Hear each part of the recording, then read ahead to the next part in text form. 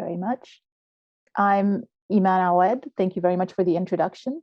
And I am the coordinator for the program. I'm also the study advisor, but perhaps equally important is that I'm an alumna of this master's program. So I joined in the winter semester 2005, and upon graduation, I started a position with the program and since 2008. So I've been here for quite a while. And the program is actually one of the premier programs in autonomous systems in Europe, in all of Europe. So the first intake was in the winter semester 2002. So in the autonomous systems group, that's all the professors, the staff, and well, to a large part, some of the students as well. We conduct cutting edge interdisciplinary research to enable, the intelligence necessary for robot autonomy, and in particular in dynamic environments. So it's not so much the hardware and all of this, it's really focused on if we want robots not to be teleoperated or to have some kind of intelligence to be autonomous, what kind of intelligence is that and how do we make it happen? And the way that we make it happen is to develop, explainable, trustworthy, dependable systems by leveraging artificial intelligence research. And so you see that the focus really is on the computer science part of robotics. So we are a 2-year program, 120 ECTS in total. It's a master's by research, and this means that at least half the credits, half of these 120 credits are coming from project work, so hands-on work. And this makes us really very, very competitive and makes us very attractive to companies and industry afterwards. Same for PhDs. So the lectures are complemented by these R&D oriented enterprises. And in the final semester, obviously you have the master's thesis and a defense. So it's quite good. We are certified and we have a target student body of around 25 per semester because we do have 2 intakes. You can join us in the winter semester or in the summer semester. It's all good. So where do the rest of my colleagues go after they graduated? Well, alumni, you can find them all over the world, obviously. And these are some of the companies where you'll find them. Obviously, they include the big names as well, both here within Europe, across to the US. We even have, alumni in Japan working there. So everywhere you can imagine. And it's not just limited to robotics companies or industry, shall we say, but also to universities and research institutes. So a lot of them go on to, so we have a lot of people, actually a large number of our students who take on this, really enjoy the research and go on to continue doing research after they graduate, whether as PhD students or as researchers at institutes. Some of them have even become professors, like Ronnie Hatanto is now a professor. He's from the very first batch. Just earlier this year, one of our other graduates is now professor at the University of Groningen, and so on and so forth. So this is the what our course and curriculum look like. They're split into lectures, obviously, seminars, and lab course, as well as research work. So you have the first semester, everybody takes the same things. These are the core courses that you take. And then in the second semester, there is again some seminars and lab classes that are compulsory for everyone. But then you choose either 3 or 2 electives. And the following semester, you choose another 2 or 3 electives, depending. And at the same time, you're working on your first R&D project, which is 15 credits, so half the credits of a semester. And then at the end, in the 4th semester, you're basically taking 1 seminar and you're carrying out your master's thesis work. Right, so here are some sample electives, just to give you an idea what our courses are about. You have things like robot perception, natural language processing, automated planning and scheduling, multi-agent systems, you name it, deep learning, all of this. All of it is there. So also to give you an idea of the kinds of R&Ds and thesis projects, these are some of the titles that our students have worked on, just as an example, right? These are the kinds of things that they're doing. And at the top, so I mentioned that we are an international master's program, but we are also very special in that we were founded by what's called the BIT institution, so the Bonn-Aachen International Center for Information Technology. And this is a partnership between the University of Bonn, RWTH Aachen, and our own Hochschule Bonn-Rhein-Sieg in cooperation with the Fraunhofer Institutes. And the Fraunhofer Institutes are the largest research centers within Europe, right? So in that sense, a lot of this work is conducted together with them. So if you join us, for example, here is this semester's first semester schedule. And you see it also does include German language, because this is offered for free by our language center at various levels, but mostly you'll find the core courses there as well. Okay, so some of the really cool things about our program is that it offers you the opportunity to be a part of really high profile research projects. So our professors are extremely active in the scientific community, both nationally and internationally. So again, IEEE fellows leading certain of the committees, all of this, and they are prolific project proposal writers. So we've secured EU funding for numerous projects. All of these are projects that we've secured funding for, and oftentimes the R&Ds and the master's theses are written in the context of these projects or in the context of work being carried out at Fraunhofer Institute or what have you, or of our PhD students' works. So it also offers you the opportunity to work with state-of-the-art robots. And here you see really a timeline. So in my day, we had Johnny down in the bottom right, or almost the bottom right, and you have Jenny, and the latest one is the Toyota HSR. It's a really great opportunity. You can also join the BitBots team, and the BitBots team, well, we've been active in it's an international RoboCup robotics competition. So again, based on intelligent robotics, autonomous robots. And we've been in the at-home league since 2007, in the at-work league since 2012.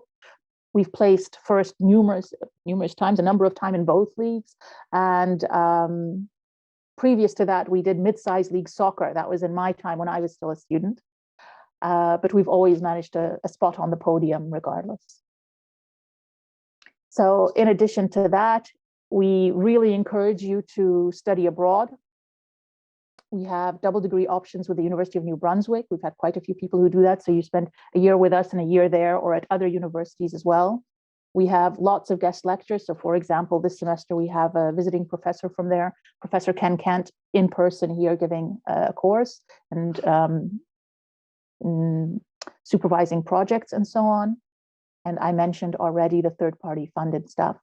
I didn't mention that we prepare you, it's the multidisciplinary aspect that's really incredible. So while we are looking for people with sufficient computer science backgrounds, that does sometimes include electrical engineers or mechanical engineers when they have the additional computer science background as well. So another really cool thing is the mentors. So this is for each student, they can choose one professor from the whole Department of Computer Science, and whether it's a personal problem, an academic problem, you name it, they have this one-on-one support. They also have study buddies, so our own master's students volunteer to help admitted applicants even before they arrive, if they have questions, if they want to know what's the best way to do this or that, or something about the program. And even once they have arrived, they have this support from the study buddies. All right. So we are internationally accredited. The study is in English, and this is really nice because you get the opportunity to study in English while you're living here and to learn German for free at the university. And obviously, again, we have no tuition, but there is this semester fee that includes the free public transportation. So I mentioned living in Germany, and I have to say, I know everybody is partial to and biased towards the area that they are in. So we are in the Bonn-Rhein-Sieg area, and the Rhine and the Sieg are rivers. So you're talking about the area between those two rivers. It's absolutely gorgeous. Bonn used to be the capital of West Germany, and capital of Germany for a while. And we have a lot of that heritage still around. We have many organizations like the United Nations, Deutsche Telekom, DHL, all of these have, DHL, sorry, they have their headquarters here. It's a really beautiful area, very mild winters, and it's central. It is so close and easy to go anywhere around Europe, Paris, Brussels, Amsterdam, Berlin, you name it. It's very, very central to that. So just as a quick example, we have one of our alumni now, Ganesh, and you see his Instagram link there. This is when he joined us in the winter semester 2019, before COVID, just before COVID, and you see he's out and about everywhere, Cologne, everywhere else with his semester mates and colleagues.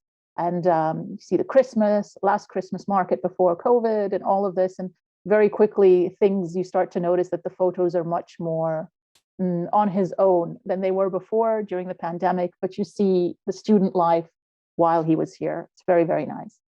So I mentioned that we are internationally accredited. So other services is the Language Center, and they don't just offer English, or German even, but lots and lots and lots of other languages, Arabic included, for example. In addition, we also have the writing clinic, and this is really great. They'll take a look at your piece of writing and show you, these are some of the mistakes you're making, so that the next time you're sitting down, you take that into consideration, and it really improves the writing process. So both in English and in German. So something quick about the university. We have 3 campuses, 5 departments in total. We're a relatively smallish university of applied sciences at 9,000 students. Yeah, lots of partners. Everybody here is really, really friendly and really helpful, and everybody is there to help you get along. So in terms of applying, what are we talking about? Well, we do have around 25 places per semester, and again, two intakes per year.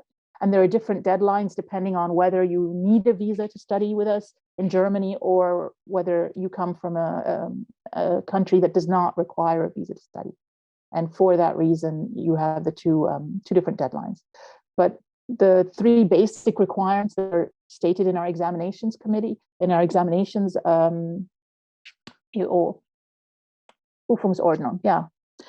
In our examinations rules are that you need a first degree with at least 50% computer science. And this is always a bit tricky to judge, but we have no application fee.